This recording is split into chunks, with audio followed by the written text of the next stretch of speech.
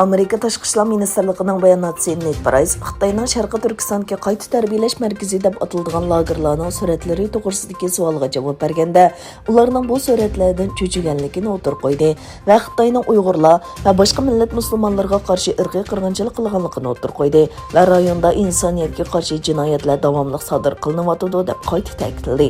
Price Beijing hukumatining bu masaladagi ayblashlarni rad qilganligi va xalqaro jamiyatning andishini ochiq-ochiqlara hal qila olmaganligiga cho'nqur ko'ngil bo'ladiganligini bildirib, Xitoyni keng ko'lamli tutib turish qilmishlariga xotima berish uchun jazo lagerlaridan bekor qilishga, xohlagancha qo'lga ilingan bu kishilarni darhol qo'yib berishga, majburiy emgak va majburiy tug'maslikni to'xtatishga chaqirdik.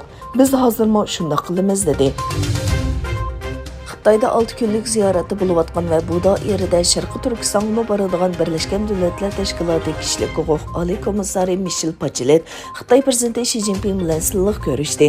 Xitoy markaziy televiziya stansiyasining xabariga qaraganda, Xi Jinping yig'in jarayonida Xitoyning o'zining davlat ahvoliga mos holda kishilik huquq taraqqiyot yo'li borligini va davlatining kishilik huquq jihatda ilgarilash qo'lga keltirganligini aytgan.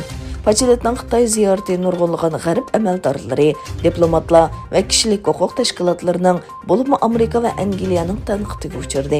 Ular bu ziyoratning Xitoyning Uyg'urlarga qilayotgan zulmini oqlash vositasi bo'lib qolishidan andisha qiladi. Xalqaro kechirim tashkiloti doklad e'lon qilib, Xitoyning o'lim jazosini ijro qilishda dunyoda oldingi qatorda turganligini va o'lim mashinasi va ajallik o'qil ishlatib maxfiy holda minglagan o'lim jazosi ijro qilganligini o'tirib qo'ydi. 23 may Avstraliyada qasam berib vazifaga o'tirgan Moliya ministri Jim Chalmers Xitoyning yaqinqi yillardan buyon savdo sohasida Avstraliyaga qarata har xil tadbir, to'salg'u va jazolarni elib kelganligini eskartdi. Yaqinqi yillarda chet elning davlat ichi siyosatiga ta'sir ko'rsatishning oldini olish uchun yo'lga qo'ygan qonun bilan Avstraliya Xitoyning bir qism mablag'iga qarshi tadbir qo'llandi hamda Xitoy telegraf shirkati Huawei'ning 5G to'ri ul asliha qurishini chekladi.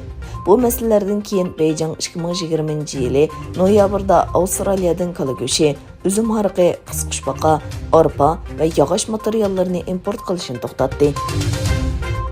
Xitoy soqchilarining kompyuterlari o'g'irlangandan keyin yaqinda to'rga oshkorlangan suratlarda doiralarning Sharqi Turkistonning bir rayonidagi masjidlarni kuzatgan ko'rinishmi bor. Ma'lumki, Xitoy Sharqi Turkistonda kishilarning masjidga kirishini qattiq cheklimlarni qo'ygan. Rasmdan bu kishilarning asosan yashanganlar ekanligini ko'rishga bo'ladi. Amerika prezidenti Joe Bidenning Yaponiya ziyorati jarayonida Tayvanning mudofaasini qo'llaydiganligini bildirgan so'zdan keyin Xitoy armiyasi Tayvan oroli atrofida harbiy manevr o'tkazdi. Qatar 2022 yillik Dunyo Longsi futbol musobaqasiga tayyorlik qilayotgan mezgilda Xalqaro kechirim tashkiloti va boshqa huquq tashkilotlari qatoridagi ishlamchilarga qaratilgan daxl-taruzlar uchun Xalqaro futbol birlashmasidan $440 million to'lam talab qilmoqda.